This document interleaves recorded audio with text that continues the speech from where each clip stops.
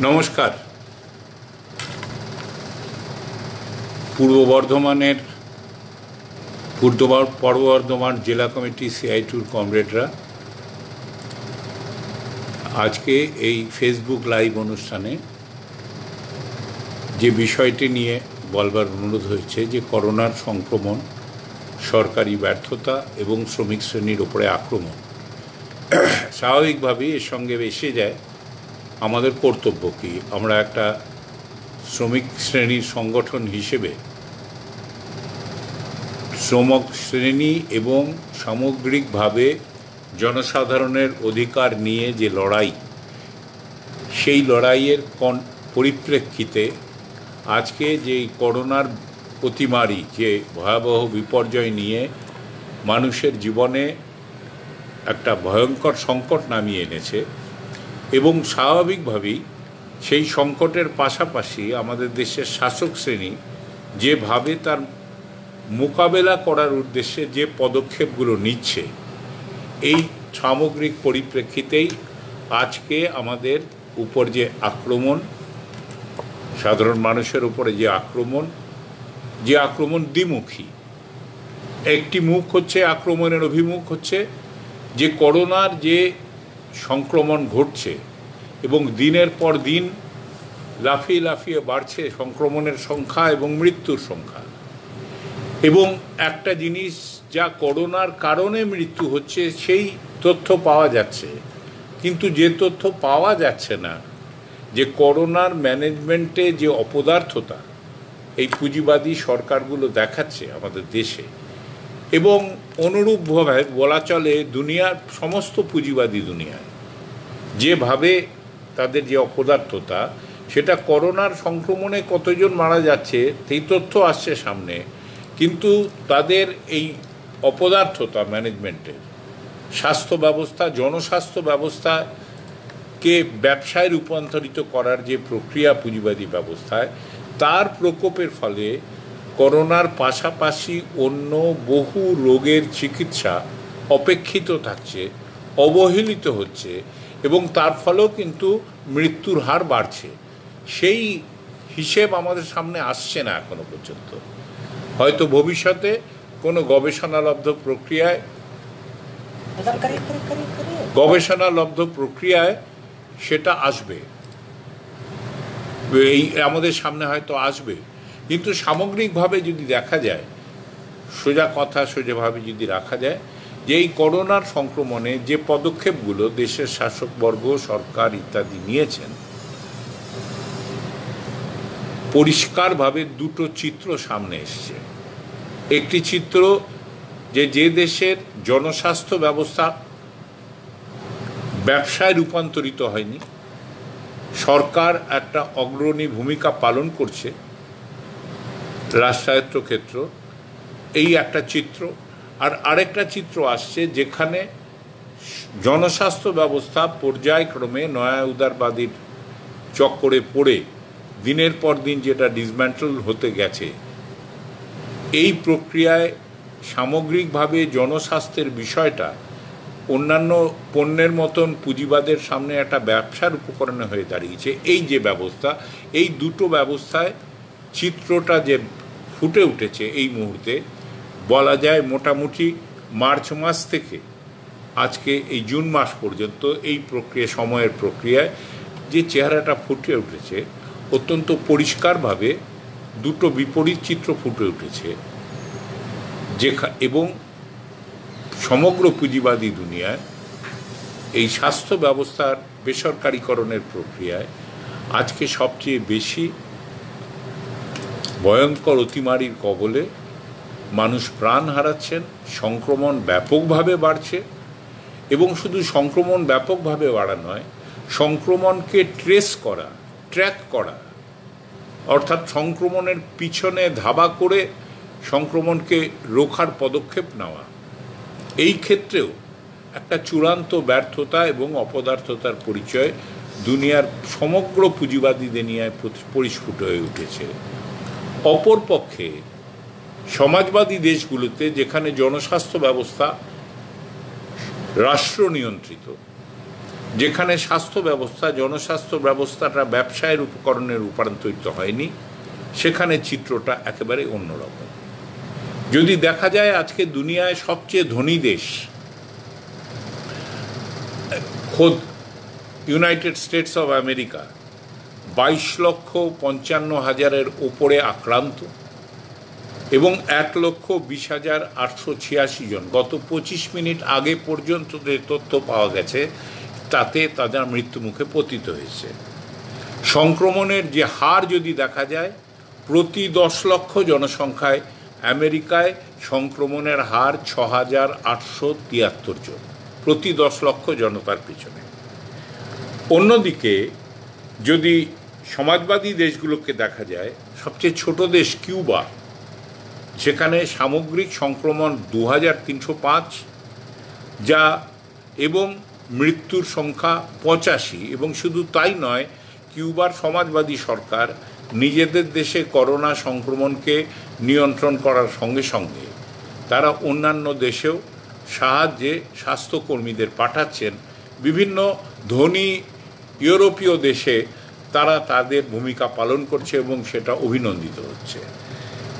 ভিয়েতনামের মতন দেশ করোনায় আক্রান্ত মাত্র 349 জন, একজনেরও মৃত্যু হয়নি।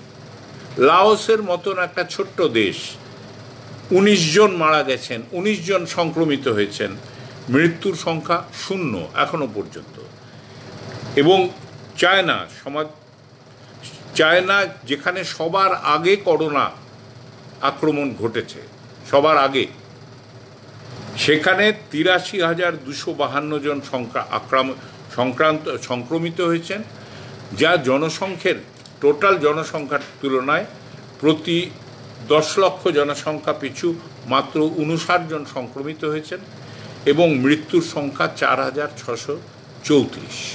অত বড় দেশে, অত জনসংখ্যার দেশে। পাশাপাশি আমি পৃথিবীর পুঁজিবাদী দেশের নেতৃত্বস্থানীয় ইউএসের কথা বললাম এবং অন্যান্য ইউরোপীয় দেশেও, ফ্রান্স, গ্রেট ব্রিটেন একটা ভয়ঙ্কর চেহারা নিয়েছে। সংক্রমণের সংখ্যা লাফিয়ে লাফিয়ে বাড়ছে, লকডাউন সত্ত্বেও কোনো সুরাহা হয়নি এবং শুধু তাই নয়, আরও ভয়ঙ্করভাবে প্রসারিত হচ্ছে। এই কনটেক্সটে দাঁড়িয়ে যদি আমাদের রাজ্যটাকে দেখি কোন জায়গায় দাঁড়িয়ে আছে, এখনো পর্যন্ত সর্বশেষ পাওয়া খবরে 13,090 জন আক্রান্ত হয়েছেন, 10 লক্ষ জনসংখ্যা পিছু সংক্রমণের সংখ্যা 145 এবং এখনো পর্যন্ত মারা গেছেন 529 জন। আমি আবার বলবো, এই মৃত্যুর বাইরে, করোনা সম্বলিত মৃত্যুর তথ্য, এই মৃত্যুর বাইরে, করোনার বাইরে শুধু করোনাজনিত ক্ষেত্রে জনস্বাস্থ্য ব্যবস্থার যে বেহাল অবস্থা, হাসপাতালের পর হাসপাতাল বন্ধ হয়ে যাচ্ছে আর বেসরকারি হাসপাতালগুলো হাত গুটিয়ে প্র্যাকটিক্যালি বসে আছে বা তার ধারে কাছে যাওয়া যাচ্ছে না, এই ভয়ঙ্কর পরিস্থিতির দৌড়াতে অন্যান্য রোগে আক্রান্ত যে মানুষ করোনা ছাড়া, তাদের চিকিৎসা উপেক্ষিত হচ্ছে, অবহেলিত হচ্ছে এবং তার ফলে কিন্তু মৃত্যুও ঘটছে। কেউ কেউ বলেন কোমরবিডিটি বা ইত্যাদি ইত্যাদি মেডিকেল টার্ম ব্যবহার করা হচ্ছে, এই ঘটনাও ঘটছে। মূল লক্ষ্যটা এখানে যে আমাদের দেশে এবং আমাদের রাজ্যে প্রশ্নটা ব্যবস্থার। প্রায় বিগত 30 বছর ধরে নয়া উদারবাদের সঙ্গে সঙ্গে বিশেষ করে জনস্বাস্থ্য ব্যবস্থাটা দিনের পর দিন সরকারি ভূমিকাকে আন্ডারমাইন করা হয়েছে, অবহেলা করা হয়েছে।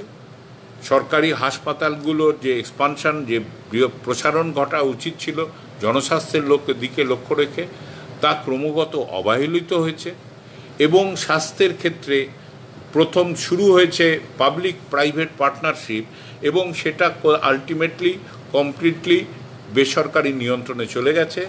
আমাদের দেশে এই পর্যায়ে গেছে এবং বিভিন্ন পুঁজিবাদী দেশে এই প্রায় একই রকম চিত্র, যে সামগ্রিক টোটাল যে বেডের সংখ্যা হসপিটালে, তা বেসরকারি হাসপাতালগুলোতে সংখ্যা অনেক বেশি, যা গরিব মানুষের মানে নিজেদের আওতার মধ্যে পড়ে না, তাদের কাছে কাজের কাছে লাগে না। বেসরকারি ক্ষেত্রে হাসপাতালে বেডের সংখ্যা অনেক বেশি সরকারি হাসপাতালগুলোর চাইতে। এটাও কিন্তু আজকে আমাদের দেশ, ভারতবর্ষের মতন বিরাট জনবহুল দেশে একটা টোটাল অ্যাভারেজ। সুতরাং এই যে সামগ্রিক চিত্রটাই করোনা মোকাবিলায় সরকারি ব্যবস্থার কমপ্লিট ব্যর্থতা, অপদার্থতা, এবং তার কেন্দ্রবিন্দুতে অপদার্থ কেন, তার কারণ প্রশাসক খারাপ। এই সত্যের পেছনে দৌড়ে লাভ নেই। প্রশাসকদেরও যত ভালোই হোক না কেন, তাদের তো হাতিয়ার চাই, তাদের তো ব্যবস্থা চাই, যার মধ্যে দিয়ে তারা তাদের প্রশাসনিক কর্মকুশলতা দেখাবে। সেই ব্যবস্থাটাই নয়া উদারবাদের প্রক্রিয়ায় লাগাতার অবহেলিত হয়েছে।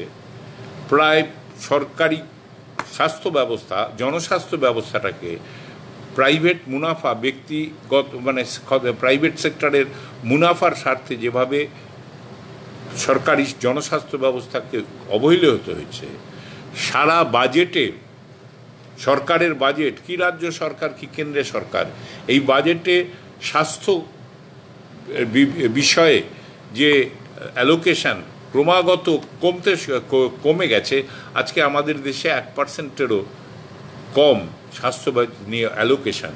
এবং গত বাজেটে, গত ফেব্রুয়ারি মাসে যে কেন্দ্রীয় বাজেট, সেই বাজেটেও স্বাস্থ্য খাতে যে খরচ, সেটা 44% ছাঁটাই করা হয়েছে। এই যে সামগ্রিক ন্যারেটিভ, সামগ্রিক চালচিত্র, এই মধ্যে দাঁড়িয়ে করোনার সংক্রমণ ঘটেছে। এবং এই করোনার সংক্রমণে আজকে সারা দুনিয়ায় পুঁজিবাদী ব্যবস্থার চরম অমানবিক ব্যর্থতায় প্রতিফলিত হয়েছে। এবং আমাদের দেশেও যে করোনার সংক্রমণকে মোকাবিলায় ব্যর্থতা, জনগণকে মৃত্যুর মুখে বা একটা ভয়ঙ্কর বিপদের মুখে ঠেলে দেওয়া, এই ঘটনাটা যে আমাদের দেশেও ঘটছে, এটা এই ব্যবস্থার কারণে, এই বিশেষ ব্যবস্থার কারণে। অন্য কোথাও এর কারণ খোঁজাটা বাতুলতা হবে। কোনো এক সরকারের ব্যর্থতার প্রশ্ন নয়।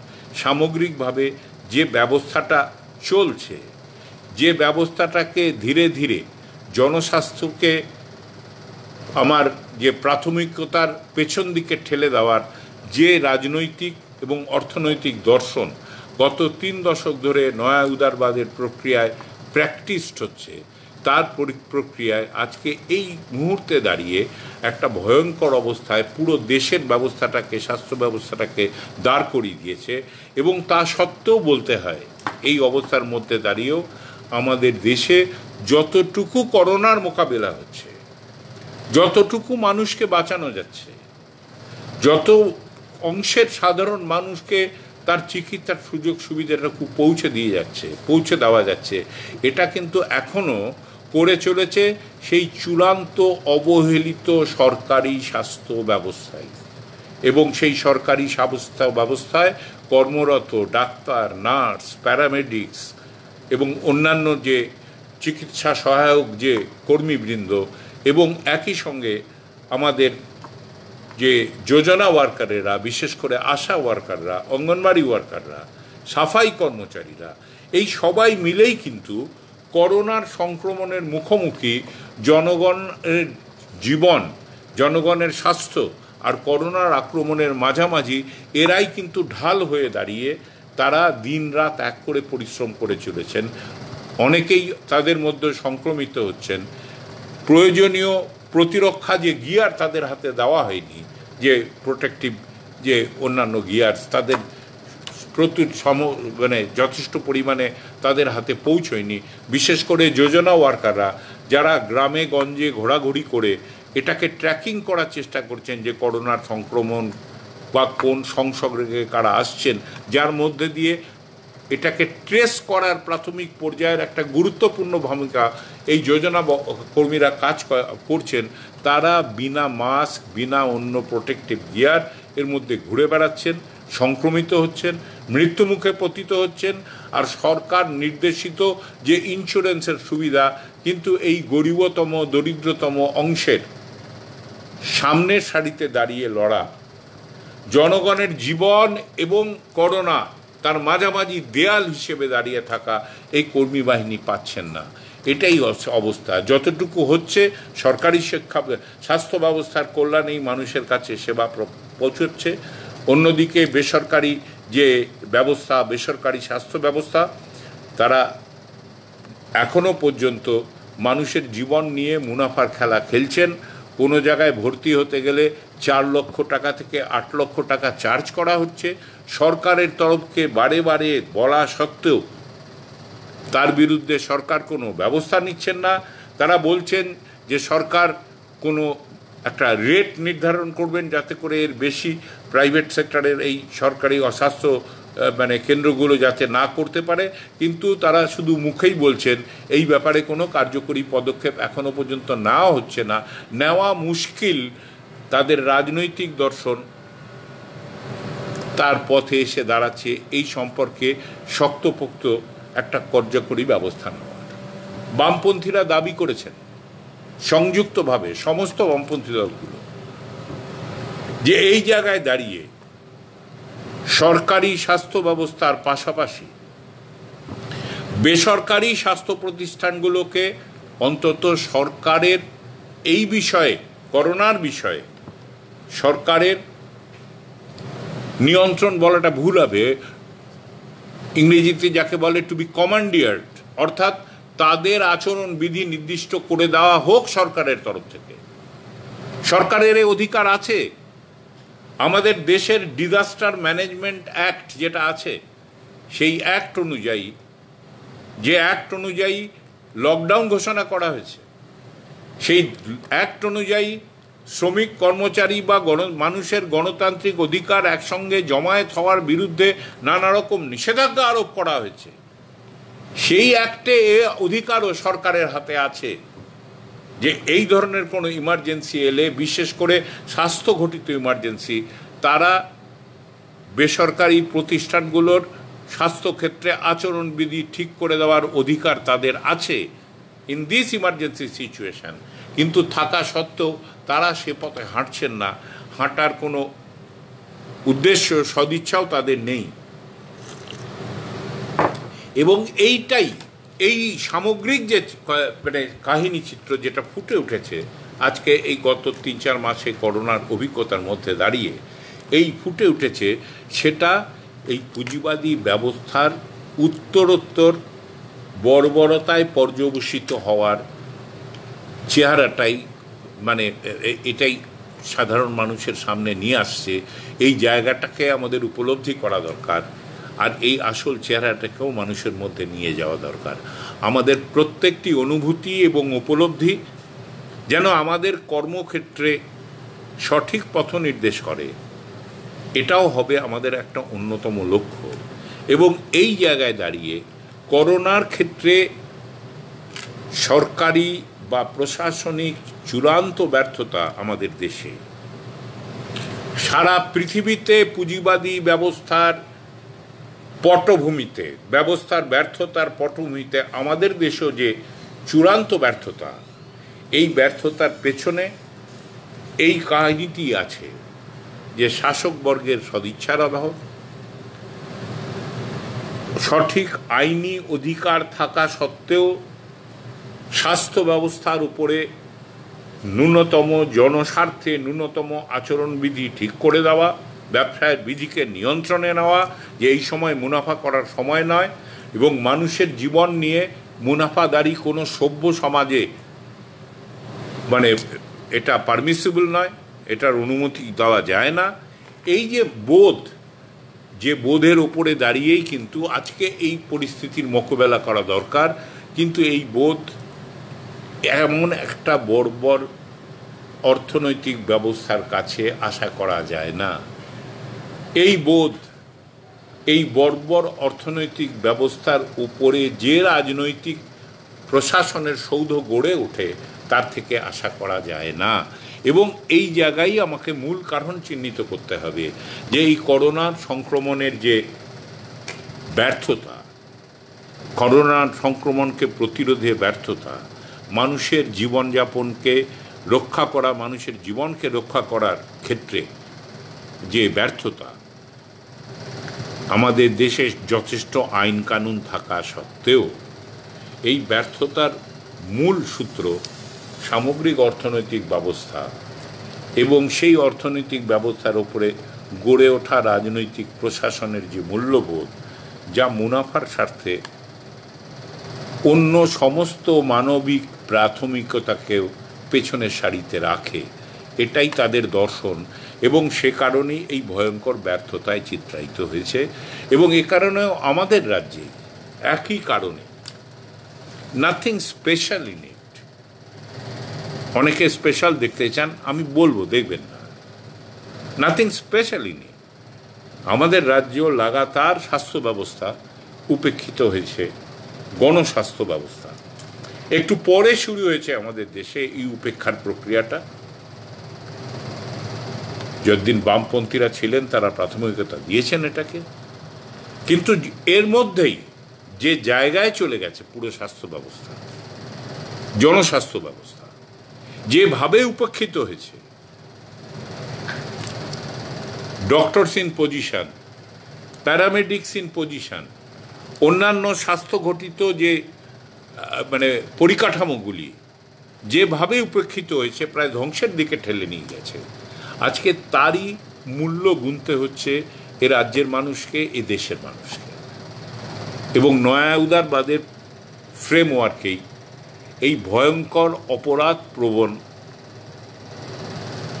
মানসিকতায় স্বাস্থ্য ব্যবস্থার উপরে মুনাফার প্রাধান্যকে প্রতিষ্ঠা করার যে প্রবণতা এই ব্যবস্থার মধ্যে দাঁড়িয়ে, তাকেই একমাত্র কাঠগড়ায় দাঁড় করানো যায় এটার বিরুদ্ধে, এবং সেদিকেই জনচেতনাকে আমাদের গড়ে তুলতে হবে।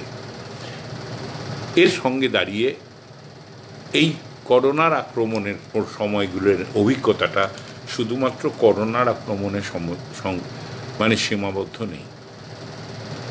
লকডাউন করা হয়েছিল, দেশের মানুষ সমর্থনও করেছিল। ডিস্ট্যান্সিং, শারীরিক দূরত্ব বজায় করে, মেলামেশাকে নিয়ন্ত্রণ করে দেশের মানুষ পরিপূর্ণভাবে সহযোগিতা করেছেন। কেন করা হয়েছিল? যদি বৈজ্ঞানিকভাবে বিষয়টিকে দেখা যায়, যে যতক্ষণ না পর্যন্ত এই করোনা সংক্রমণকে মূলে আঘাত করা, অর্থাৎ প্রয়োজনীয় ওষুধ আবিষ্কার না হচ্ছে, ভ্যাকসিন না আবিষ্কার হচ্ছে, ততক্ষণ পর্যন্ত সংক্রমণকে চিহ্নিত করা হোক এবং চিহ্নিত করে তাকে আটকানোর চেষ্টা হোক। এটাই বৈজ্ঞানিক প্রক্রিয়া। ট্রেস দ্য ইনফেকশন, ট্রান্সমিশন এবং প্রয়োজনীয় টেস্ট করার মধ্যে দিয়ে এই সময়টাকে ব্যবহার করা, লকডাউনের সময়টাকে, এবং সেই সময়টাকে সেই উদ্দেশ্যে কেন্দ্রীভূত করা এই ব্যবহারের দিকে, এবং সেই পরিকাঠামোটা গড়ে তোলা। আমরা কি দেখছি? ভারতবর্ষের টেস্টের সংখ্যা বোধহয় পৃথিবীতে সবার পেছনে। 10 লাখে 2 জন 3 জন, এই হচ্ছে টেস্টের হার। হয়তো সম্প্রতিকালে কিছু বেড়েছে, কিন্তু ওই 2, 3 থেকে 4 হতে পারে, তার বেশি হওয়ার কোনো কারণ নেই। যেখানে বিশ্ব সংস্থা বারবার বলছে টেস্ট টেস্ট অ্যান্ড টেস্ট, যতক্ষণ না পর্যন্ত ভ্যাকসিন আবিষ্কার হচ্ছে, সংক্রমিতকে আলাদা করে ম্যাপিং করে আলাদা করা রাখা হোক, অন্য মানুষ থেকে বিচ্ছিন্ন রাখা হোক, এবং এই টোটাল লকডাউনের ব্যবস্থা রাখা, এই লক্ষ্যে ব্যবহৃত করা, এটাই বৈজ্ঞানিক প্রক্রিয়া। যে কোনো স্বাস্থ্য ব্যবস্থায়, যে কোনো অতিমারি একটা সংক্রামক বিধানের। আমাদের পৃথিবী বারে বারে এই ব্যাপক সংক্রমণকে অভিজ্ঞতার লব্ধ যে অভিজ্ঞতা, তার মধ্যে দিয়েই কিন্তু এই বৈজ্ঞানিক প্রক্রিয়া সম্পর্কে যে বোধ গড়ে উঠেছে, কিন্তু তার ধারে কাছে হাঁটলেন না লকডাউনের বিজ্ঞানী। একটা সময় টেস্টের যথেষ্ট কিটস ছিল না, বুঝতে পারি আমরা তৈরি ছিলাম না, যদিও তৈরি হওয়ার মতন সময় ছিল। এ বছরের প্রায় শেষের দিকেই এই ইঙ্গিত পাওয়া যাচ্ছিল। বিশ্ব স্বাস্থ্য সংস্থা থেকেও হুঁশিয়ারি এসেছিল। অন্তত আমার দেশের সরকারের কথা যদি বলা যায়, এ বছরের জানুয়ারির মধ্যভাগ থেকেই তারা ওয়ার্নিং পেয়ে গিয়েছিলেন। মার্চের মধ্যভাগ পর্যন্ত লাগলো তাদের এই ব্যাপারে চেতনায় আসা, কারণ সেই সময় তাদের অন্য কিছু রাজনৈতিক কাজকর্ম ছিল, 2 নম্বরই রাজনৈতিক কাজকর্ম, মধ্যপ্রদেশে সরকার পতন ইত্যাদি ইত্যাদি নানান ব্যাপার, এমএলএ কেনা বেচা। 23শে মার্চে এসে 22শে মার্চে জনতা কারফিউ, 23শে মার্চ থেকে লকডাউন, 3 থেকে 4 ঘন্টার নোটিশ প্র্যাকটিক্যালি মানুষের সামনে এই লকডাউনটা চাপিয়ে দেওয়া। কোনো প্রস্তুতি না হলো না, কিভাবে যাবে, কোথায় যাবে, মানুষ কোথায় থাকবে, অন্যান্য পরিকাঠামোগত ব্যবস্থা এই লকডাউনের পিরিয়ডটাকে পরিপূর্ণভাবে ব্যবহার করার জন্য করোনা সংক্রমণকে রোখার লক্ষ্যে, সেটা তো ছিল না। করোনাটাকেও ব্যবসার উপকরণ তখন পরিণত করার ডাইনামিক গতিশীলতা অর্থনৈতিক কর্মকাণ্ড এবং ব্যবস্থার মধ্যে দিয়ে চলতে শুরু করেছে। তাই কোনো বিনা প্রস্তুতিতে লকডাউন চাপিয়ে দেওয়া হলো। অনেকে বলেন এই বিনা প্রস্তুতিতে লকডাউন এটা সরকারের একটা ব্যর্থতা, আমি মনে করি না। অন্তত খুব সচেতনভাবে আবার বলছি, মানুষের জীবনটাকে ব্যবসার পণ্যে রূপান্তরিত করার যে দর্শন, অর্থনৈতিক যে ব্যবস্থা, যা লাগাতার সংকটের মধ্যে, করোনা আক্রমণের অনেক আগে থেকে যত সংকট তীব্রতর হচ্ছে তত তা আরো বেপরোয়া উঠছে নিজের মুনাফার স্তরটাকে বজায় রাখার জন্য, নিজের সম্পদ সংগ্রহ এবং লুণ্ঠনের প্রক্রিয়াটাকে বজায় রাখার জন্য। এবং এই বোধটাই, এই তাড়নাটাই সমগ্র অর্থনৈতিক ব্যবস্থা এবং তার উপরে দাঁড়ানো যে রাজনৈতিক ব্যবস্থাকে পরিচালিত করছে। করোনা আক্রমণ তাই মোকাবেলা তাই প্রাথমিকতা পাচ্ছে না। করোনার মোকাবিলায় আরও ব্যাপক টেস্টের ব্যবস্থা করা, যা কিছু স্বাস্থ্যের পরিকাঠামো আছে তাকে আরও পরিবর্ধিত করা, বেসরকারি পরিকাঠামো, স্বাস্থ্য পরিকাঠামোগুলোকে সরকারের নিয়ন্ত্রণে নিয়ে আসা, ডিজাস্টার ম্যানেজমেন্ট অ্যাক্টকে প্রয়োগ করে, তার ধারাকে প্রয়োগ করে, এইটা তাদের প্রাথমিকতায় আসছে না। আসছে যে এই ব্যবস্থাটাকে ব্যবহার করে কি করে আমার শোষণের লক্ষ্যটাকে স্থায়ীভাবে পাকাপাকি করে নেওয়া যায়। আমরা এই লকডাউনের পিরিয়ডে কি দেখলাম? একের পর এক পদক্ষেপ না হলো যার সঙ্গে করোনা সংক্রমণের কোনো সম্পর্ক নেই। 8 ঘন্টার কাজের সময়টাকে 12 ঘন্টা করে দেওয়া হলো। দেশের 9টি রাজ্য এক্সিকিউটিভ অর্ডার দিয়ে, নোটিফিকেশন দিয়ে চালু করে দিলেন। কোনো দরকার ছিল? আর্থিক যে প্রগতি, আর্থিক যে কাজকর্ম, যেটা এমনিতেই বন্ধ হয়ে আছে সামগ্রিকভাবে লকডাউনের চলতে, কিছু কিছু জায়গায় এসেন্সিয়াল সার্ভিস, গুডস ট্রান্সপোর্টের ক্ষেত্রে চালু আছে, বাকি সবটাই বন্ধ হয়ে আছে। এইখানে 8 ঘন্টা কাজকে 12 ঘন্টা করার কোনো বৈজ্ঞানিক প্রয়োজনীয়তা আছে? আমি যদি ধরেই নেই যে ওয়ার্কার যথেষ্ট নেই, আমার প্রয়োজনে করতে হবে ফর কিছু সামটাইম ইমার্জেন্সি ইয়েতে, তারও কোনো প্রয়োজনীয়তা ছিল না। এই মুহূর্তে এই পদক্ষেপগুলো তারা নিচ্ছেন ভবিষ্যৎটা ভেবে, যে আগামী দিনে আমার স্থায়ীভাবে লুণ্ঠনের জমিটা যেন এই তালে তৈরি হয়ে যায় যে লকডাউনে অর্থনৈতিক প্রক্রিয়া ধীরে ধীরে আনলক হতে শুরু করেছে, কিন্তু সেই অর্থনৈতিক প্রক্রিয়ায় যারা শোষণের শিকার তাদের উপরে পরিপূর্ণভাবে লকিংয়ের নিষেধাজ্ঞা জারি রাখবে। 144 ধারা, 188 ধারা, সামগ্রিকভাবে কালেকটিভলি আমার ডিসেন্ট জানানোর অধিকারের উপরে নিষেধাজ্ঞা, এটা জারি থাকবে একদিকে, আর অন্যদিকে আর্থিক প্রক্রিয়াটা ধীরে ধীরে আনলক হতে শুরু করবে। করায় কোনো ক্ষতি নেই, করায় কোনো অন্যায় নেই। দীর্ঘকাল লকডাউনে চলতে পারে না, মানুষ বাঁচবে কী করে? অর্থনৈতিক প্রয়োজনীয়তা আছে, কিন্তু তার সঙ্গে এইটার কোনো প্রয়োজনীয়তা আছে?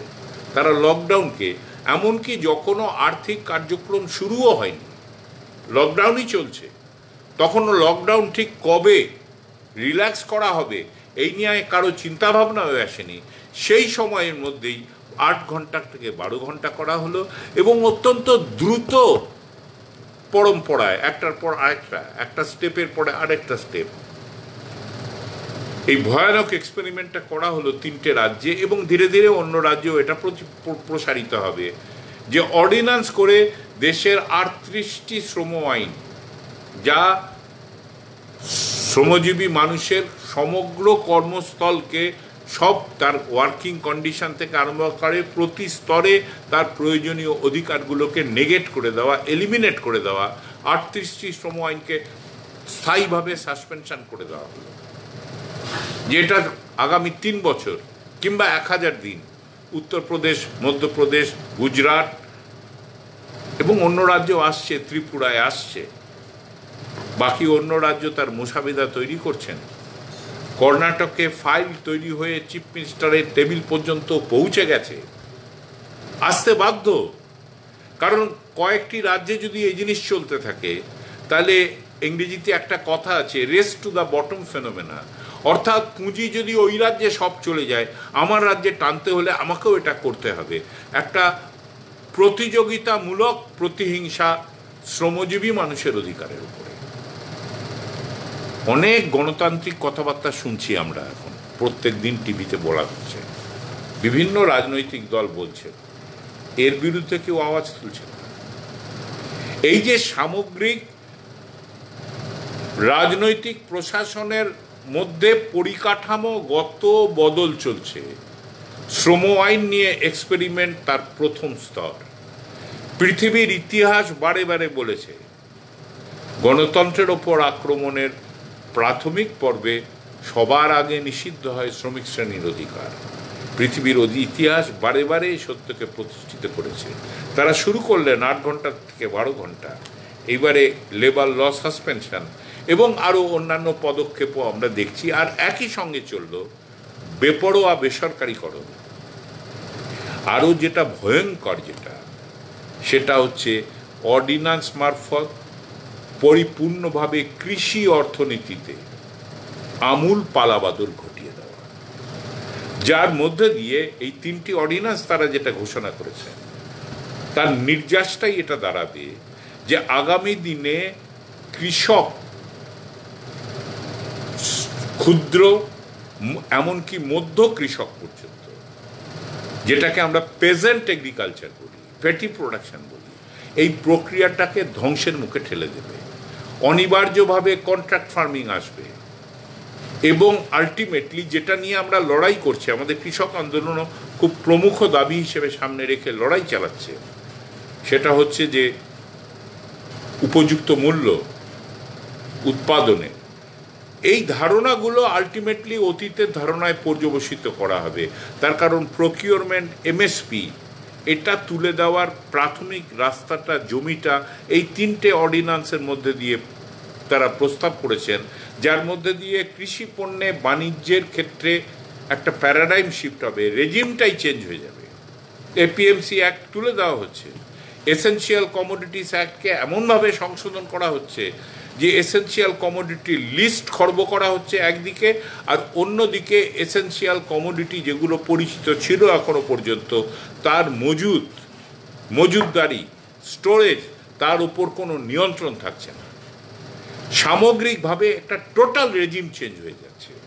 আর মূলত অর্থনীতির দুটো ধারা, আমাদের দেশের অর্থনৈতিক প্রক্রিয়ার উৎপাদনশীলতার দুটি মুখ্য ধারা, একটি শিল্প এবং পরিষেবা, অন্যটি কৃষি।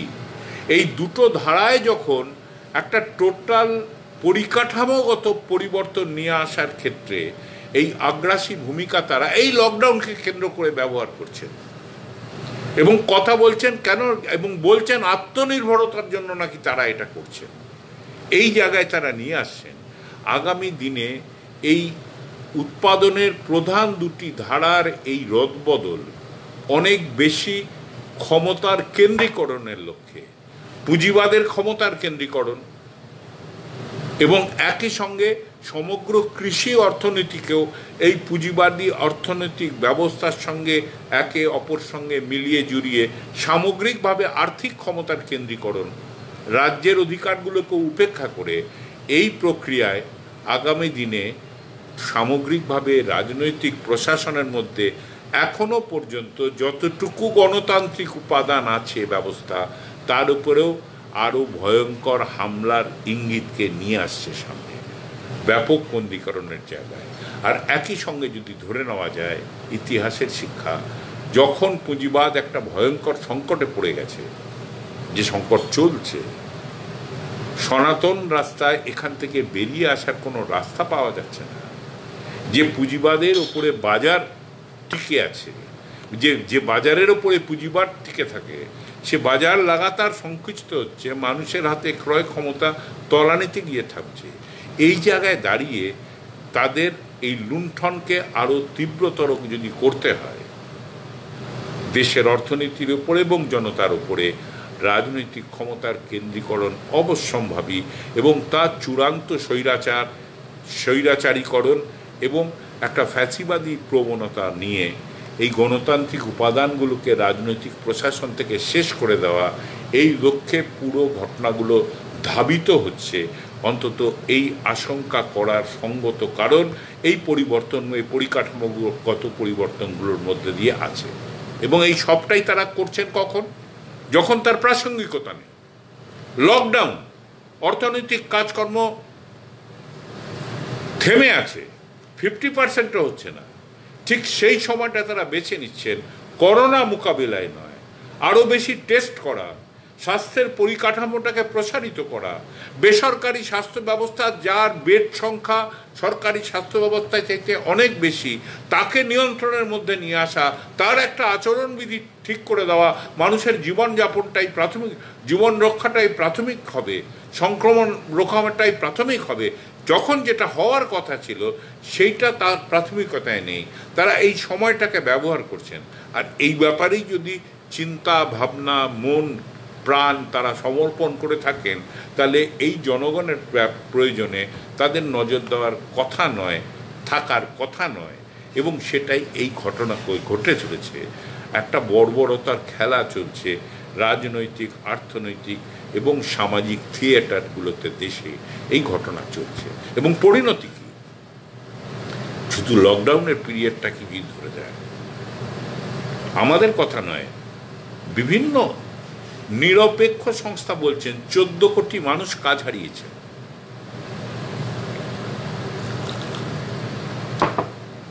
যেভাবে প্রবাসী মজদুররা একটা নতুন চেহারায় আমাদের সামনে এসে গেল, রাতারাতি বেঘর হয়ে গেল, রোজগার চলে গেল, বাড়িওয়ালা তাড়িয়ে দিল, তাদের কেউ ওন করার নেই। অথচ এমনটা তো হওয়ার কথা নয়। ইন্টারস্টেট মাইগ্রেন্ট ওয়ার্কার্স অ্যাক্ট 1979 রাজ্য সরকার এবং কেন্দ্রীয় সরকারকে এই বাধ্যতায়, মানে এই বাধ্যতামূলক এই দায়িত্ব দিয়েছে যে এই মাইগ্রেন্ট ওয়ার্কারদের রেজিস্টার করা, এবং যে প্রতিষ্ঠানগুলো মাইগ্রেন্ট ওয়ার্কারদের, প্রবাসী মজদুরদের এমপ্লয় করছে, তাদেরও তাকে রেজিস্টার করানো এবং সরকারি যে শ্রম দপ্তরে রেগুলার রিটার্ন দেওয়া তাদের নামে। আজকে দেখা গেল যে না, কোনো সরকারি দপ্তর এই সম্পর্কে কোনো তথ্য নেই তাদের কাছে, এবং তারা দিতেও পারছে না। তার কারণে এই আইনটি দিনের পর দিন উপেক্ষিত হয়েছে। হয়তো এই উপেক্ষার জন্য আমরাও কিছুটা দায়ী। আমরাও এই ব্যাপারে অন্যান্য বিভিন্ন শ্রম আইনের ক্ষেত্রে সেটা লাগু হচ্ছে না, তার বিরুদ্ধে আমরা আওয়াজ তুলেছি, লড়াই করেছি, কিছু আদায়ও করে নিয়েছি। কিন্তু এইটার ব্যাপারে যেভাবে ধ্যান, যেভাবে অ্যাটেনশন দেওয়ার কথা ছিল, আমাদের ক্ষেত্রে হয়তো কিছু দুর্বলতা রয়ে গেছে। বিগত 2টি CI2 সম্মেলনে আমরা বারবার মাইগ্রেন্ট ওয়ার্কারদের সংগঠিত করার উপর জোর দিয়েছি, কিন্তু এই মাইগ্রেন্ট যে আইন, ওয়ার্কার সম্পর্কিত যে আইন, সে আইনটা লাগু হচ্ছে না। এই ব্যাপারে হয়তো আমরা আমাদের যে অ্যাটেনশন সেভাবে কেন্দ্রীকৃত করতে পারিনি।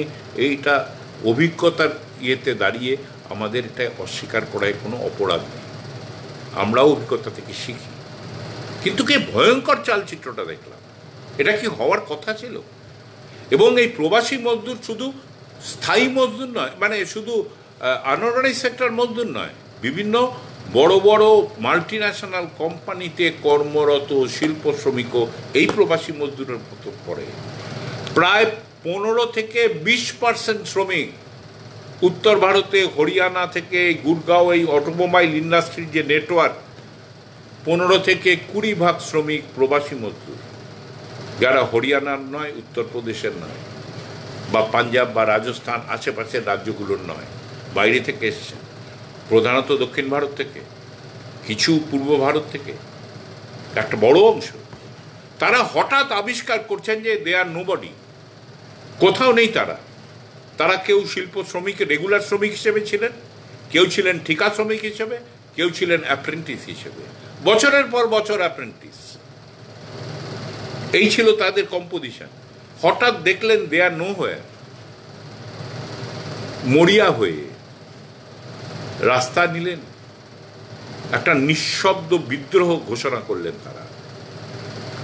আমরা দাবি করতে পারি না যে ট্রেড ইউনিয়ন আন্দোলন থেকে আমরাই বিদ্রোহটা সংগঠিত করতে পেরেছি, এটা আমরা করি না দাবি, কিন্তু ঘটে গেল। ওই শ্রমজীবী মানুষ পরিবার পরিজন নিয়ে হাঁটতে শুরু করলেন হাইওয়ে ধরে, পুলিশের লাঠি খেলেন, বিভিন্ন বর্ডারে আটকে দিয়ে গরু ভেড়ার মতন তার উপরে স্যানিটাইজার স্প্রে করা হলো, কোনো কিছুই তাদের আটকে রাখতে পারেনি। তারা চলছেন, একটা নিঃশব্দ বিদ্রোহ ঘটে গেল।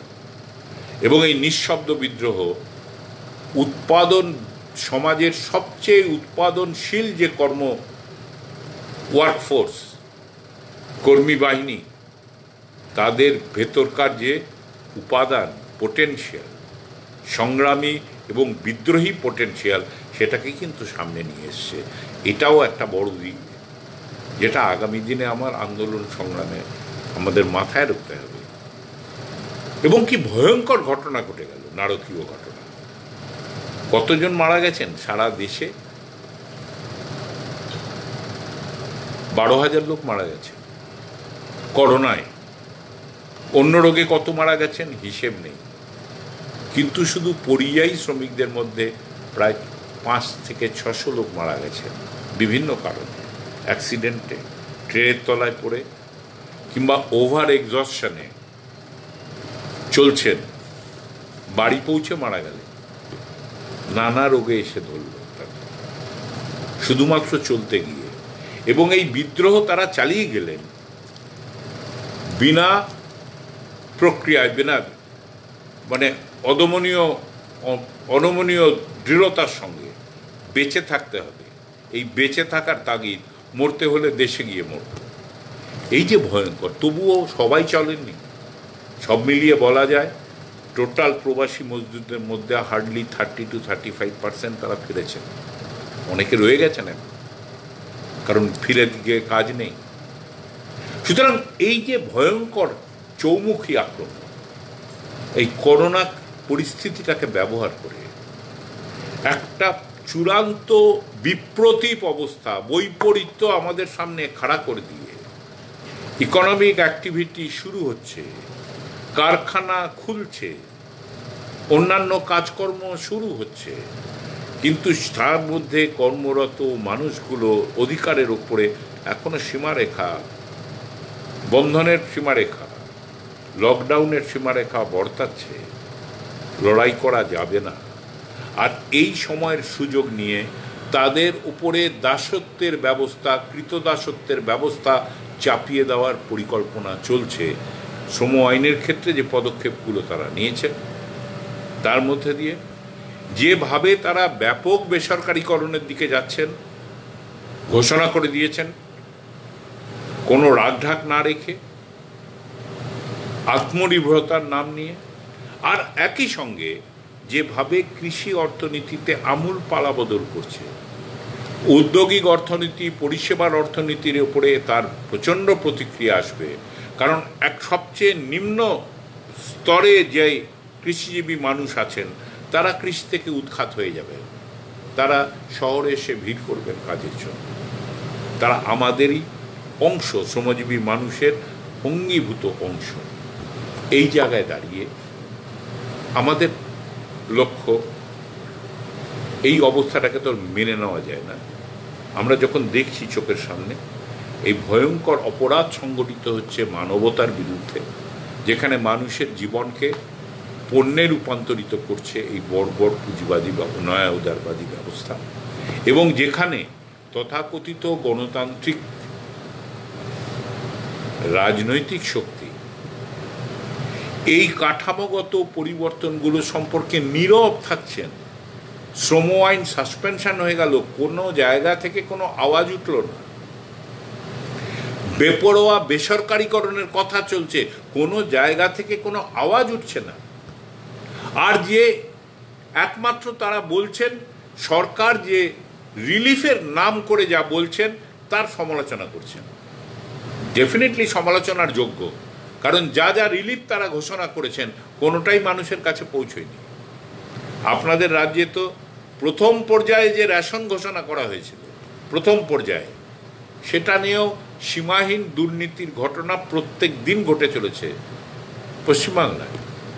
লুটপাট চলছে সরকারি প্রশাসনে, কারণ মানুষের জীবন রক্ষাটা প্রাথমিকতা নয়, সব কিছুকেই রাজনৈতিক পণ্য বানানো এবং ব্যবসায়ের পণ্য বানানো, এই রাজনৈতিক দর্শনে যারা পরিচালিত হন, সে তৃণমূলই হন আর বিজেপি হন, একই পথের পথিক। তারা একে অপরকে যতই তারা প্রতিযোগিতামূলক গালাগালি দেন না কেন, তারা একই পথের পথিক। এই অমানবিক রাজনৈতিক দর্শনের অংশীদার, এই চূড়ান্ত রাজনৈতিক বর্বরতার প্রক্রিয়ার অঙ্গাঙ্গী অংশীদার, একে আলাদা করা যায় না এদের থেকে। তার থেকে আজকে এই ঘটনা ঘটছে, কিন্তু তার সঙ্গে সঙ্গে কাঠামোগত যে পরিবর্তনগুলো ঘটে যাচ্ছে, সেটা আগামী দিনে আরও ব্যাপক আক্রমণের প্রস্তুতি শাসকবর্গ তৈরি করছেন। পুরো রাজনৈতিক পরিদৃশ্যটা, অধিকারের কাঠামোটাকে বদলে দেওয়ার লক্ষ্যে শ্রম আইনের পরিবর্তন তার প্রাথমিক পদক্ষেপ।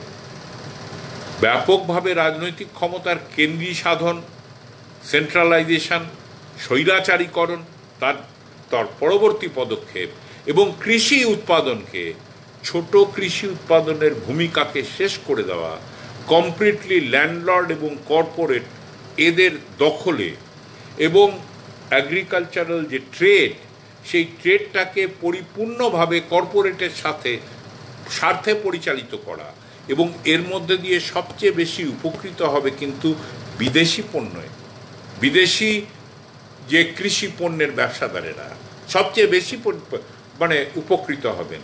তার কারণ ডব্লিউটিওতে এখনও নিয়ে তর্ক বিতর্ক চলছে, ভারতবর্ষে কৃষি পণ্যের ওপরে আরও নিয়ন্ত্রণবিহীন করে দেওয়ার দরকার তাদের মূল্যমানকে, এবং কৃষি পণ্যের ব্যবসার উপরে কোনো নিয়ন্ত্রণ যদি না থাকে, ওই নিয়ন্ত্রণহীনতার দিকে তারা সমগ্র ব্যবস্থাটাকে নিয়ে যাচ্ছেন। এই যে কাঠামোগত পরিবর্তন, উৎপাদনের, অর্থনীতির উৎপাদনের দুটি মূল যে ক্ষেত্র, সেই ক্ষেত্রে তারা কমপ্লিট কাঠামোগত পরিবর্তনের লক্ষ্যে হাঁটছেন, আর একই সঙ্গে তার প্রতিফলন ঘটছে তাদের রাজনৈতিক প্রক্রিয়ায়। এই তিনটে মিলিয়েই কিন্তু আক্রমণের সামগ্রিক চালচিত্রটা আমাদের সামনে আসছে, আর এই জায়গায় দাঁড়িয়েই এর বিরুদ্ধে প্রতিরোধের প্রয়োজনীয় পদক্ষেপ আমাদের গ্রহণ করতে হবে। এই জায়গায় দাঁড়িয়েই আমরা দেশের অন্যান্য ট্রেড ইউনিয়নগুলোকেও সঙ্গে নিয়ে আমরা পদক্ষেপ গ্রহণ করছি, একের পর এক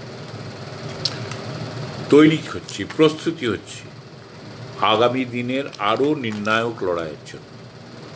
লকডাউনের নানা অসুবিধে আছে, কিন্তু এই প্যারাডক্সিক্যাল সিচুয়েশন যে আমার ওপরে লকডাউন আর অর্থনৈতিক প্রক্রিয়াটা আনলক হতে থাকবে, যে কারখানা খুলছে সে চরম ঔদ্ধত্যে বলবে যে আমার কারখানায় 200 জন কাজ করতো, এখন আমি 200 জনকে নিতে পারবো না, আমি 100 জনকে দিয়েই 200 জনের কাজ চালাবো, আর তোমাদের 8 ঘন্টার জায়গায় 12 ঘন্টা কাজ করতে হবে।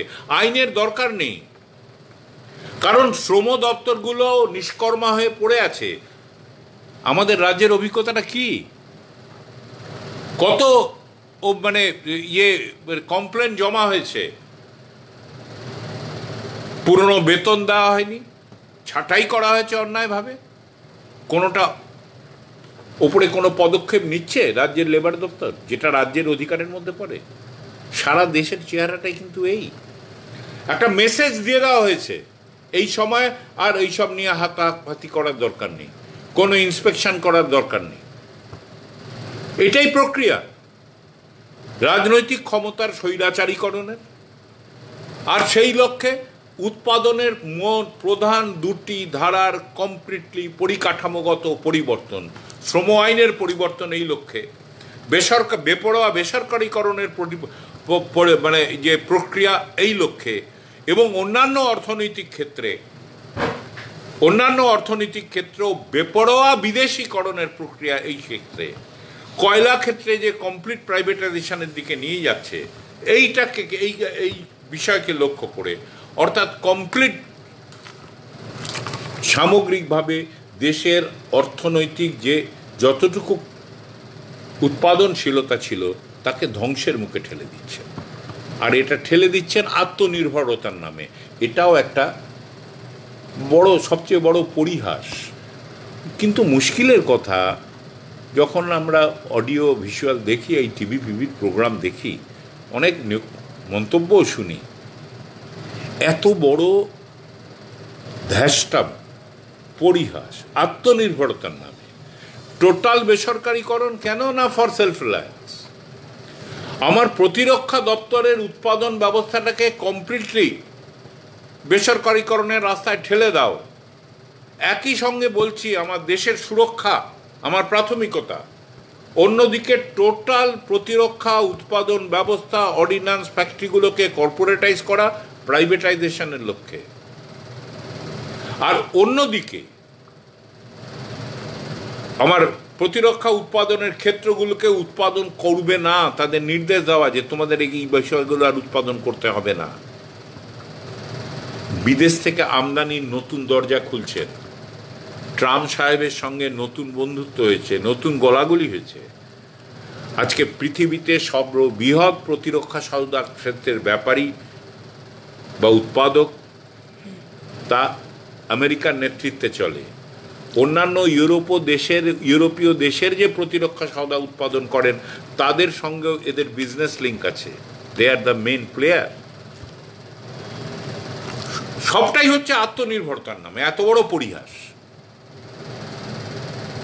এই সবটাই চলছে টোটাল রেজিম চেঞ্জ, যার এক কথায় যদি বলা যায় স্থায়ীভাবে মুষ্টিমেয় শাসক বর্গের সশক্তিকরণ, আপামর জনগণের বুনিয়াদি মানবিক যে অধিকারটুকুকে ধ্বংস করার লক্ষ্যে।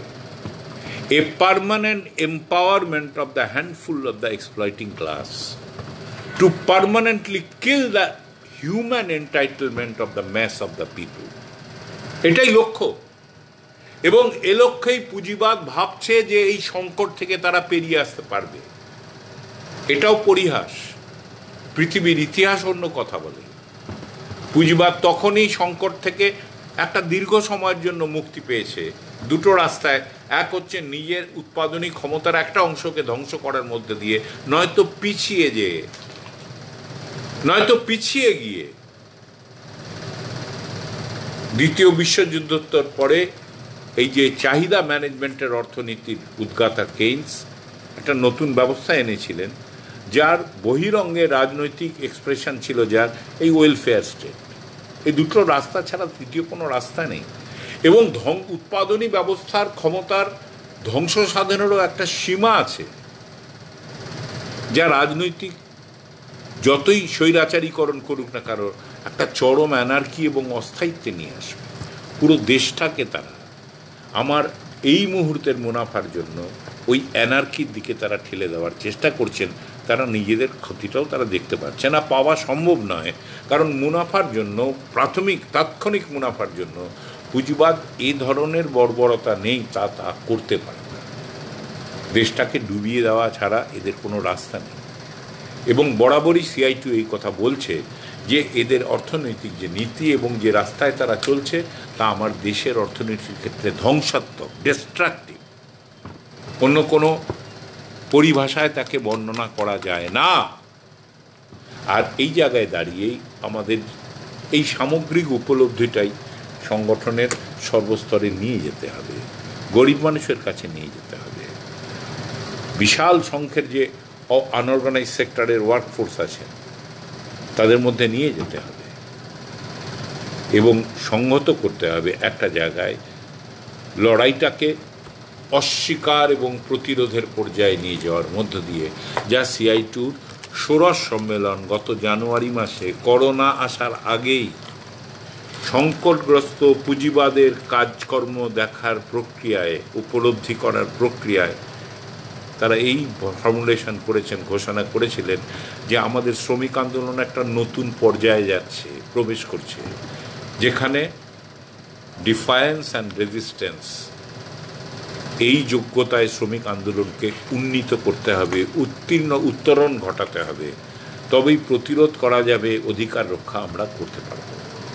এবং এই লক্ষ্যেই আন্দোলন সংগ্রামের প্রস্তুতি আমরা গড়ে তুলেছি। আমরা আমাদের দাবি সনদ গঠন করেছি। আমরা যখন দাবি করছি যে প্রত্যেকটি মানুষকে, যারা আয়কর দেন না, তাদের 7,500 টাকা করে মাসে আগামী 6 মাসের জন্য দাও, 10 কেজি করে রেশন আগামী 6 মাসের জন্য দাও। আমরা বলছি যে বাজারের উপরে তোমরা টিকে থাকো, সেই বাজারটাকে যদি বানাতে হয় তাহলে এই প্রাথমিক পদক্ষেপগুলো দরকার, তবেই অর্থনীতির পুনরুজ্জীবন ঘটতে পারে। অন্য কোনো রাস্তায় কোনো শর্টকাট নেই এতে। আমরা যখন দাবি করছি যে এই শ্রম আইনগুলোকে যে তোমরা বদলাচ্ছ, এটা বন্ধ করো, এতে কোনো লাভ হবে না। কারণ শ্রমিক শ্রেণী কৃতদাসত্বের শর্ত কখনই মেনে নেয়নি। যে অধিকারগুলোর ওপরে তোমরা আক্রমণ করছো, সে অধিকারগুলো শ্রমিক শ্রেণীকে কেউ দয়া করে দেয়নি। পৃথিবীতে শ্রমিক শ্রেণীর অধিকারের ইতিহাসে কথাই বলে যে শ্রমিক শ্রেণী প্রথমে অধিকারগুলোকে প্রয়োগ করেছে, অ্যাসার্ট করেছে, আওয়াজ তুলেছে তার পক্ষে, এবং আন্দোলনের প্রক্রিয়ায় সমাজের ঘাড়ে হাত দিয়ে তারা সেই অধিকারের স্বীকৃতি আদায় করে নিয়েছে। ILOর প্রথম কনভেনশনে, প্রথম বিশ্বযুদ্ধের পরে 8 ঘন্টার কাজের অধিকার স্বীকৃত হয়েছে, কনভেনশন গৃহীত হয়েছে। তার আগে 1886 সালে মে দিবসের ঘটনা ঘটে গেছে, এবং 8 ঘন্টা কাজের দাবিতে লড়াই 1857 সাল থেকে শুরু হয়েছে, যখন Karl Marx International Working Men's অ্যাসোসিয়েশনের মিটিংয়ে এই মূল দাবি সনদ শ্রম আন্দোলন হিসেবে তার উল্লেখ করেছিল। তার বহু আগে থেকে শুরু হয়েছে। মাঝখানে 1886 সালের মে দিবস এসেছে, অনেক পরে গিয়ে 8 ঘন্টার কাজের অধিকার স্বীকৃত হয়েছে, ধর্মঘটের অধিকার স্বীকৃত হয়েছে, এবং অন্যান্য যে শ্রমজীবী মানুষের অধিকারের পরিকাঠামোটাকে গৃহীত হয়েছে। আজকে এই জায়গায় দাঁড়িয়ে আমাদের এটাও প্রতিরোধ করতে হবে। আমার অধিকার কেড়ে নিলে আমরা সেটা অস্বীকার করব, এবং সেই অধিকার প্রয়োগ করেই তাকে চ্যালেঞ্জ জানাবো। যদি কাজ চালাতে হয়, উৎপাদন চালাতে হয়, এই জিনিস করা যাবে না। এটা সর্বস্তরে, সংগঠিত এবং অসংগঠিত ক্ষেত্রে, এটা বহু আক্রামকতার সঙ্গে আমাদের এই হাতিয়ার প্রয়োগ করতে হবে আগামী দিনে। তার প্রস্তুতি এই মুহূর্ত থেকে গড়ে তোলা। আর এই লক্ষ্যে দাঁড়িয়েই CI2 তার সচিব মণ্ডলের মিটিংয়ে সবার সঙ্গে আলোচনা করে রাজ্য কমিটি আমরা বলছি যে আজকের এই পরিস্থিতিতে দাঁড়িয়ে শ্রমিক শ্রেণীর হস্তক্ষেপ যেন আরও প্রত্যক্ষ হয়, মোর অ্যান্ড মোর ডাইরেক্ট। আমরা শুরু করেছিলাম ঘরের ছাদে দাঁড়িয়ে ঝান্ডা দেখিয়ে 21শে এপ্রিল, ধীরে ধীরে রাস্তায় নামছি। 30শে মে প্রায় 5 লক্ষের ওপরে মানুষ CI2-র 50তম প্রতিষ্ঠা দিবসে এই দিবস পালন করেছে রাস্তায় দাঁড়িয়ে। 5 লক্ষের ওপর মানুষ, অন্তত 60,000 লোকেশনে সারা দেশে। আরও বাইরে বেরোতে হবে। লকডাউন আছে, কিন্তু শোষণের ওপর আনলকিং হয়ে গেছে। আর আমার উপরে লকডাউন করে আমার প্রতিবাদ করা, প্রতিরোধ করার অধিকারকে আটকে রাখবে, এটা শ্রমিক শ্রেণী মেনে নেবে না। আর ধীরে ধীরে সেই ডেসক্রিপশান, সেই ন্যারেশনটা আমাকে গড়ে তুলতে হবে। আপনারা করে শুরু করে দিয়েছেন। তাঁত শ্রমিকদের জয়ের খবরটা পেলাম। কিভাবে জিতলেন ভাই? যতক্ষণ না পর্যন্ত মালিক বুঝলো যে এটা না মানলে আমার তাঁত শিল্প চালানো যাবে না, তখনই তারা মেনেছে, আপনার সঙ্গে এগ্রিমেন্ট করেছে। এরকম আরও বহু জায়গায় হচ্ছে। সব শ্রমিককে নেবেন না, বায়না ধরেছেন কোনো কারখানার মালিক। আলটিমেটলি সবাইকে নিয়ে কারখানা চালু করতে হয়েছে, কারণ শ্রমিকরা ব্যাপকভাবে ফ্যাক্টরির গেটে বসে গেছে, বলেছে আমরা কেউ ঢুকবো না, আর কাউকে ঢুকতে দেবো না অন্য জায়গায়। অনেক জায়গায় তারা বাইরের থেকে লোক নিয়ে এসে কাজ চালানোর চেষ্টা করেছেন, পারেননি।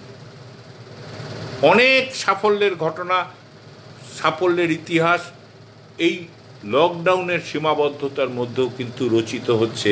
আর একমাত্র শ্রমিক শ্রেণীই পারে এই সাফল্যের ইতিহাস গড়ে তুলতে, ছোট ছোট বিভিন্ন সংগ্রামের মধ্যে দিয়ে।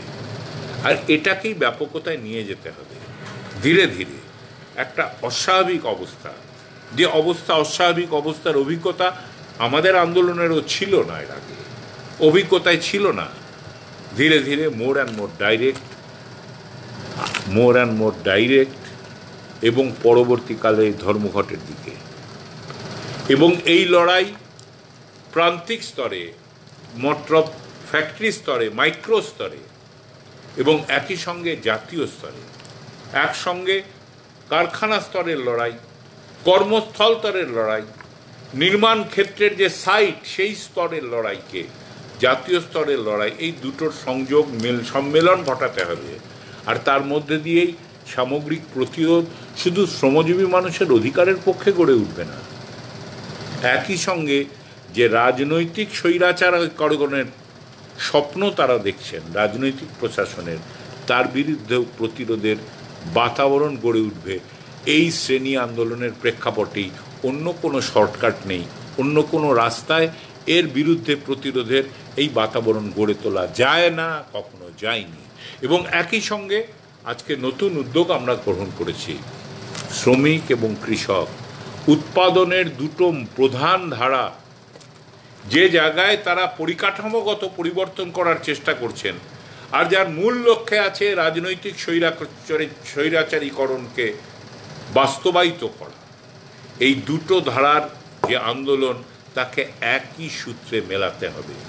আমরা কিষাণ সভা এবং খেতিয়ার মজদুর ইউনিয়নের সঙ্গে মিলে আমরা কিছু কর্মসূচি নিয়েছি এই স্লোগানগুলোকে সামনে রেখে, যে মানুষের কাজ নেই, 7,500 টাকা 10 কেজি রেশনের সঙ্গে সঙ্গে আমরা বলছি যে 100 দিনের কাজকে প্রসারিত করো 200 দিনের কাজে, এবং এই কাজকে শহরাঞ্চলের ক্ষেত্রে প্রসারিত করো।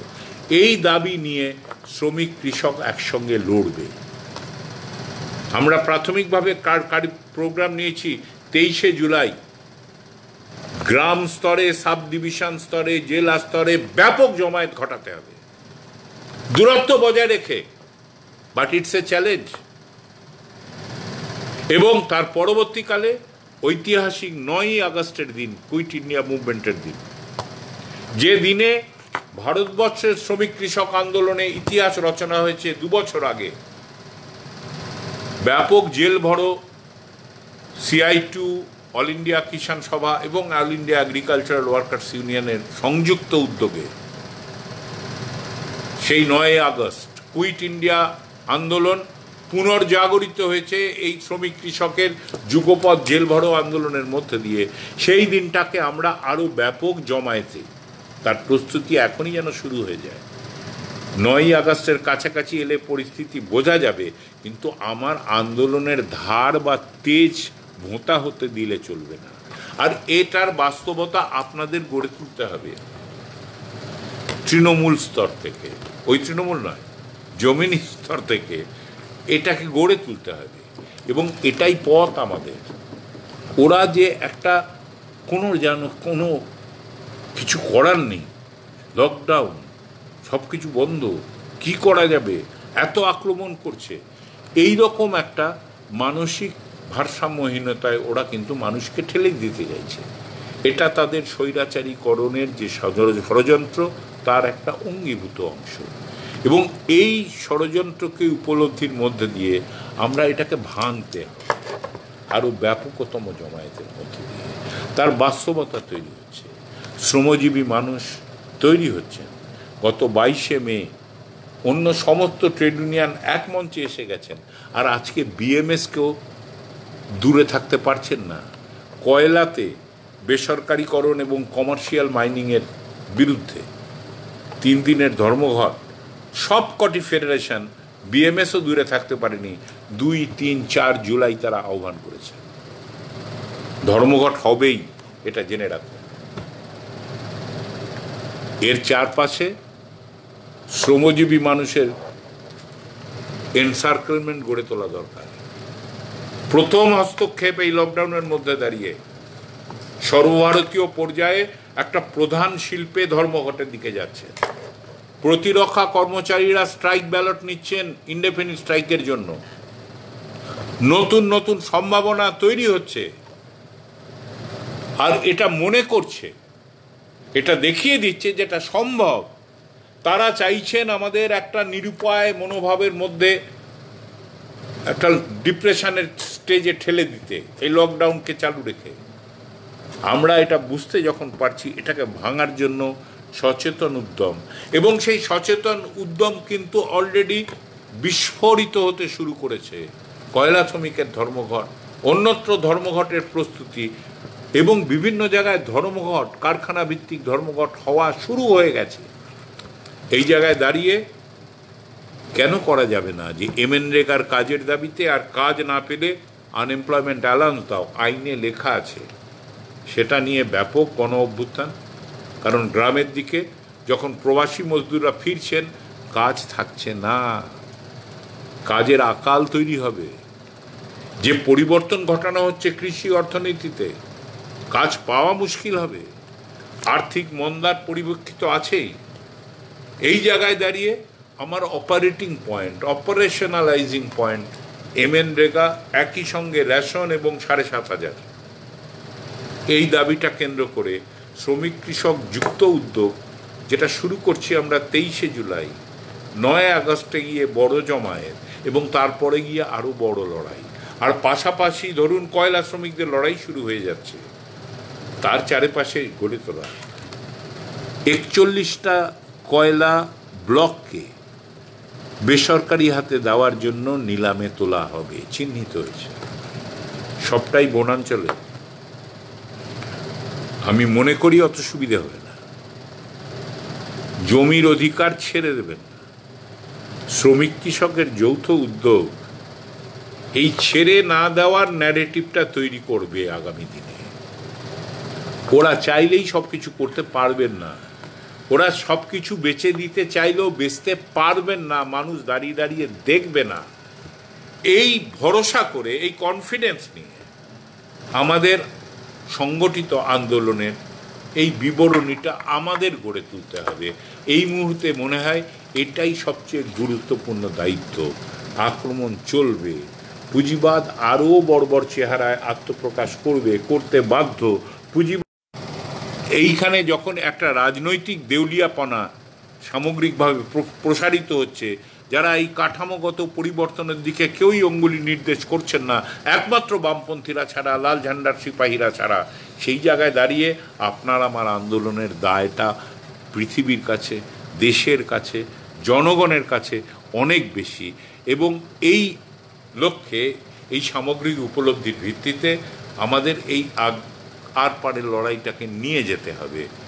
আমার লড়াইকে উত্তীর্ণ করতে হবে আমাদের সম্মেলনের ডাক অনুযায়ী অস্বীকার এবং প্রতিরোধের রাস্তায়, এবং তার মধ্যে দিয়েই আমরা কৃতদাসত্বের যে বোঝা আমার ওপর চাপিয়ে দেওয়ার চেষ্টা করছে, সেটাকে যেমন অস্বীকার করব, তেমনি দেশটাকেও বাঁচিয়ে নিতে পারবো। শ্রমিক কৃষক যৌথ আন্দোলনের প্রক্রিয়ায় আবার একটা গণতান্ত্রিক আন্দোলনের নতুন ইতিহাস গড়ে উঠবে, সামাজিক গণতান্ত্রিকরণের, যেটা আজকের দিনে দাঁড়িয়ে একটা প্রধান দায়িত্ব শ্রমজীবী মানুষের আন্দোলনের কাছে। যখন সমাজকে তারা বিভেদের বিষে ছড়ানোর চেষ্টা করছেন, বিষাক্ত করার চেষ্টা করছেন সাম্প্রদায়িকীকরণের মধ্যে দিয়ে, সেইখানে দাঁড়িয়ে আমার পাল্টা স্লোগান সামাজিক গণতান্ত্রিক যে অধিকার, সেটাকে আরও অ্যাসার্ট করা, সবার এক হয়ে চলার, এবং এই নতুন ন্যারেটিভ আমরা তৈরি করতে পারবো আমি বিশ্বাস রাখি আপনাদের সবার মধ্যে দিয়ে। আমি আবার বলবো, আপনারা লড়ছেন, লড়াই জিতছেন, আর এটা প্রমাণ করে ওদের হাতে দুনিয়াটা নেই, দুনিয়াটা শ্রমজীবী মানুষের হাতে আছে। একটু মার খেতে পারি কখনো কখনো, কখনো কখনো আমাকে নিরুপায় বন্ধনে বেঁধে দেওয়ার চেষ্টা করতে পারে ওরা, কিন্তু আলটিমেটলি তারা সফল হবে না। এবং ব্যাপক যে শ্রমজীবী মানুষ যারা মাঠে ময়দানে কাজ করছেন, তাদের সংখ্যা মুষ্টিমেয় শোষক শ্রেণীর চাইতে অনেক অনেক গুণে বেশি সংখ্যার সঙ্গে যখন চেতনা যুক্ত হবে, তখন আমরা আমাদের সমস্ত অধিকারকে বুঝে নিতে পারবো কড়ায় কণ্ডায়। এটাই শ্রমজীবী মানুষের উৎপাদন প্রক্রিয়ার সঙ্গে তার যে জীবন্ত সম্পর্ক, এটাই তার একটা একটা সুযোগ। এইটাকে মাথায় রেখেই আমাদের এর বিরুদ্ধে প্রতিরোধ গড়ে তুলতে হবে। এইটুকুই আপনাদের সামনে বলে আমরা নিঃসন্দেহে এগোবো, এই কথা বলে আমার বক্তব্য শেষ করছি। ধন্যবাদ। ইনকলাব জিন্দাবাদ।